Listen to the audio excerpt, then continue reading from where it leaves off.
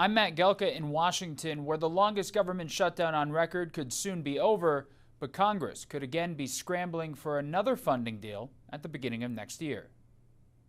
Congress is on the verge of ending the longest government shutdown on record. The deal is a continuing resolution, or CR, passed by the Senate. It funds a large part of the government until the end of January and some other parts through September. It still needs approval from the House. From what I have seen on the surface, I'm good with it. I know that the Democrats are a hard no on the bill, as their leadership is beating their members to say you're going to vote no. So it's going to be a painful, just nail biter over the next 48 hours. Democrats had been holding out for guarantees on extending expiring health care subsidies. The deal only promises a health care vote in the Senate, with no guarantees it will pass and also no commitment from the House they'd even take up the Senate's bill.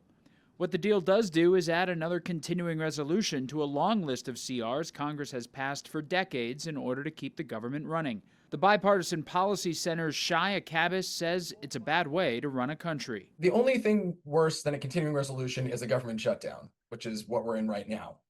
The continuing resolution is really inefficient because what it means is that we are funding programs at last year's levels and last year's priorities. Since 1977, Congress has passed at least one continuing resolution in every fiscal year except for 3. In that 49-year period, there have been 207 CRs enacted. There have been 19 funding gaps of varying lengths during that same time period.